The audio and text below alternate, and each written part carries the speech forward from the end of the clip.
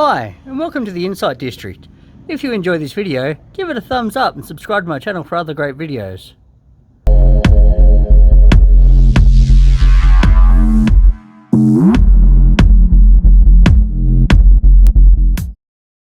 In this video, I'm going to be talking about the anti-rattle bolt and its functions.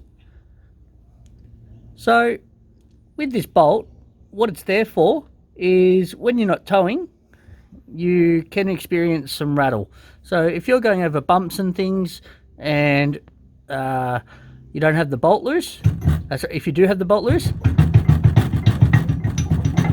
it can bounce around, create a whole heap of noise. One thing with the bolt, it's got a locking nut, so that way when you do it up, you can lock it off so that way it won't come loose. When you're towing, it's recommended that you remove this bolt altogether.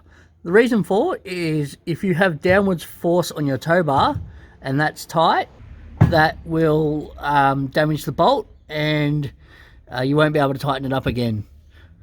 If you want to loosen or tighten the anti-rattle bolt, what you do is you first start undoing the lock nut, then you tighten up the bolt underneath, and then once you've got it to full tightness, you then tighten up the lock nut so that way the anti-rattle bolt won't come loose.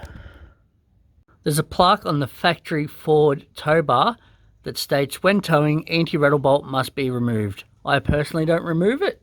I just loosen it off and that way, and then I tighten up the lock nut so that way it doesn't go anywhere, that way the bolt doesn't get lost. So once again, when not towing, do up the bolt so that way you don't have any rattle. When towing, loosen the bolt off and tighten the lock nut so that way you don't have any downwards force on the bolt and that can damage it. If you enjoyed this video, give it a thumbs up and subscribe to my channel for other great videos. Thank you for watching.